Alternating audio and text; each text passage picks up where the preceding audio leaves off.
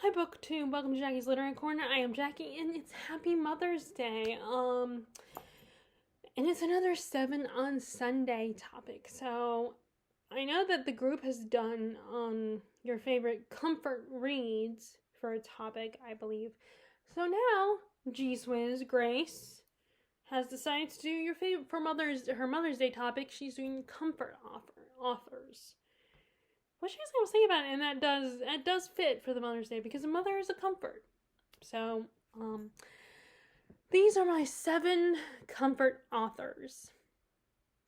I did have a hard time with this one, but I was able to come up with some. And some of them some of them aren't traditionally comforting, or at least their plots aren't necessarily, their plots are not necessarily comfort plots.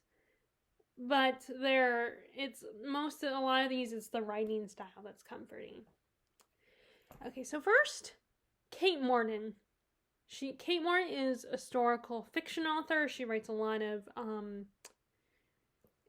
mystery type stories. There's often 2 timelines, sometimes more than 2, where we have someone in the modern day finds out some little hint of something that happened a long time in the past, and it's always a woman. She kind of has to she slowly starts to piece it together and figure out what happened and trying to heal the old wounds of the past. Because the past story is often very tragic. It does not end. Things do not end well for the characters in the past. And just the stories, the mysteries themselves, and always have a cozy feel to them for me. Like a very comforting, just this idea of it's like sitting by the fire, listening to a story that happened a long time ago. That's how her books feel like.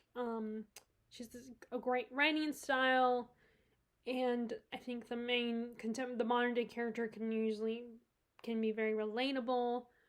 And she creates such a great comforting atmosphere in her books. So Kate Morton, so far she is in The Clockmaker's Daughter. That was her most recent, I believe. House at Riverton. The Forgotten Garden, which has nothing to do with Secret Garden, it just has a similar name. It's not a ripoff of Secret Garden. If you have not read it yet, then you can't say anything. The Forgotten Garden. You have I cannot remember the rest of the titles, but she has a lot of great books. And they're all standalone, so it's not like with fantasy where there's so many series. You just her books are standalones. Okay, so next is Jane Austen. Now, I don't read a lot of romance. I prefer to watch it, but there's something special about Jane Austen. Because let's face it, all of her books are romances. And there's just something charming about it and comforting to you always know how things are going to work out.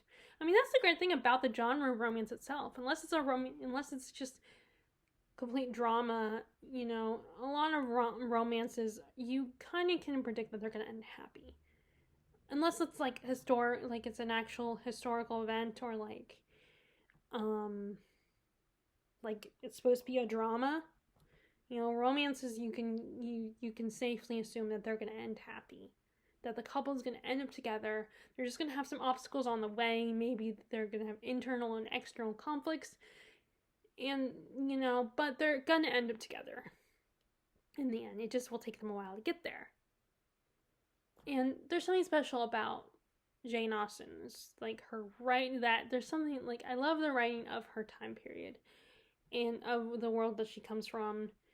And it's also, she has such amusing characters, and it's often a criticism of society, but done in a fun, silly way that you can really enjoy and laugh along with her at the silly antics of the people of the Regency period.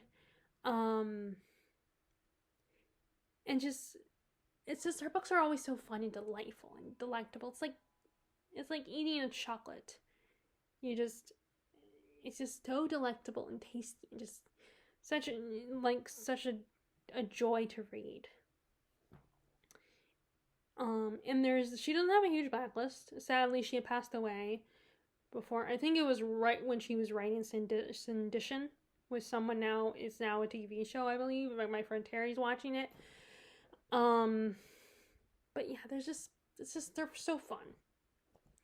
And then we have another classic, and that is Charles Dickens. And now I know he does. There are some things like half of his books have just not the best female characters. And sometimes he can be a little long-winded at times.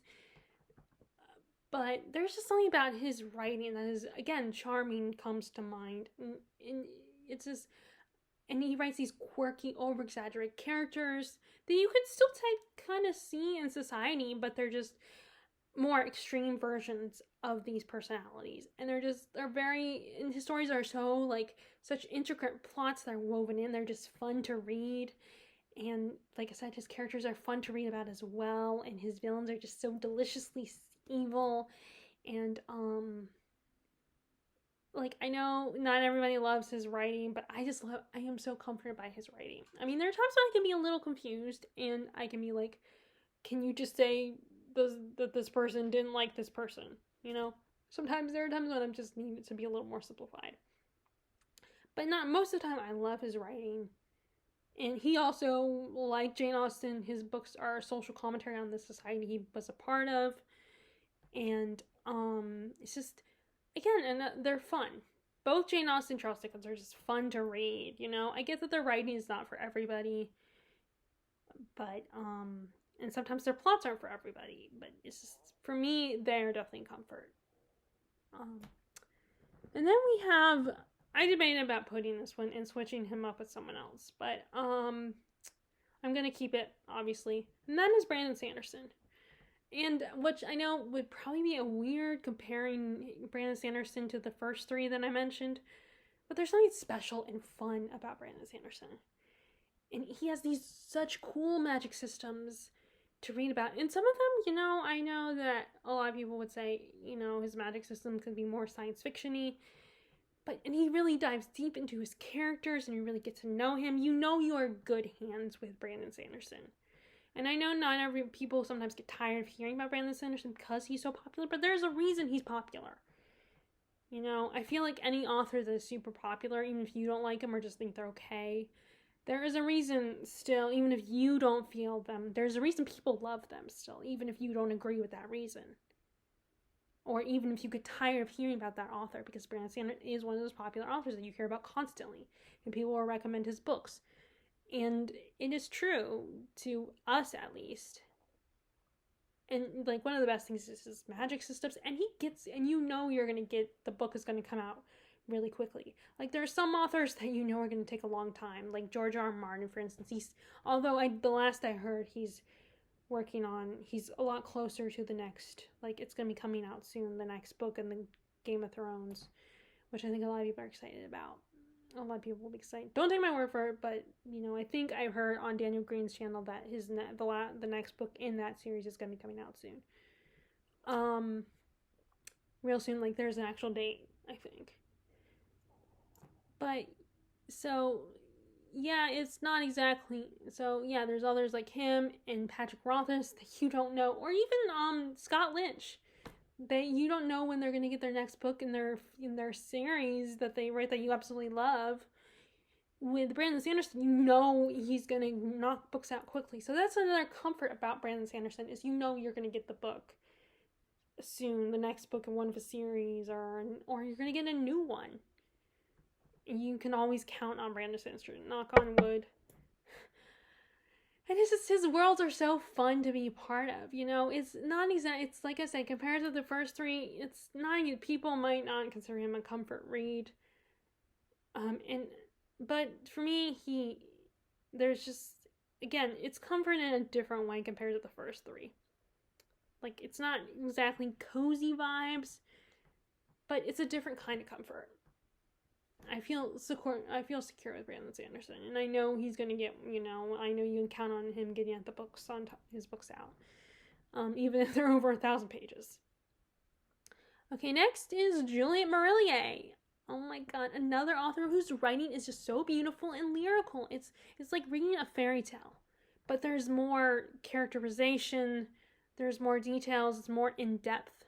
like, fairy tales kind of hold you at a distance, but Juliet Moreau really dives deep into her world, and you really get to know the characters. Now, I've only read 2, to be fair, but so far there are 2 I just love, and I've enjoyed it, and I want to continue her series, Seven Waters, and then I want to continue some of her other books that are different, separate from Seven Waters. But there's just something about her writing that is very welcoming and comforting, and it still gets a little dark, but not too dark. And just, if you like fairy tale, she has a very fairy tale feel to her. Okay, so that was author number 5 for comfort authors. Comfort author number 6 is Naomi Novak. Now, there's at least one Naomi Novak series that I'm not interested in. I attempted the first book and I didn't like it. It was not a comfort. But so far, the rest of her other books are always really a comfort. And again, she's another author that writes really does a good job at writing fairy tale type stories. She has Spinning Silver, Uprooted. I don't know what she's going to do next, but it's like reading a fairy tale. And it also has a soft magic system. So if you prefer soft magic systems, you probably like her. And then her other series is just so endearing. Her Temeraire series is endearing and fun, and I just love Temeraire as a character. I want to keep him as a pet. And there's a whimsy to, Uprooted and Spinning Silver. And Temeraire is such a fun, and it's a kind of a cozy feeling, even though it's about the Napoleonic Wars. So it's there's a lot of stuff going on, a lot of wars, but it also still feels like a wholesome, cozy feeling to the Temeraire series. And it's also just that series in particular is just so fun to read. And I love both her standalones so far. So far, the only thing I've been disappointed to is in Deadly Education. And I'm sure she's fixed a lot of those problems that that people complain about in the sequel. The third one might have come out or is starting to come out. But I just have no interest in that particular trilogy. And then last but not least, number 7. This particular author is one of those authors where her plots are kind of sad and depressing. And that's Edith Warden, at least what I've read of her so far. Edith Warden. And with her, again, she's one of those ones where it's all about the writing style. Her books are such a comfort, and she has such a beautiful writing style that I enjoy reading. And even if her stories end sad, you feel safe in her hands. You feel comforted by her. Even if things aren't going to work out for the characters, things are going to, it's still just, it makes me feel good to read her work. And I'm really, it's like Jane Austen. It's just not as happy all the time as Jane Austen novels usually turn out to be. But yeah, I love Edith Warden. I love reading her books. I want to go through her books. I just finished House of Mirth. And I have some of her short stories to read as well. And just, even if they're tragic, there's a coziness to them.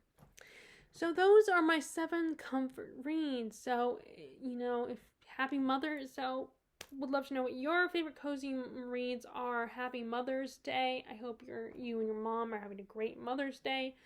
And you're doing special with her. Unfortunately, my mom is she's actually going to go visit my sister on Mother's Day, so she will be out of town for a few days. But I do have a card for her, so I got that already taken care of. And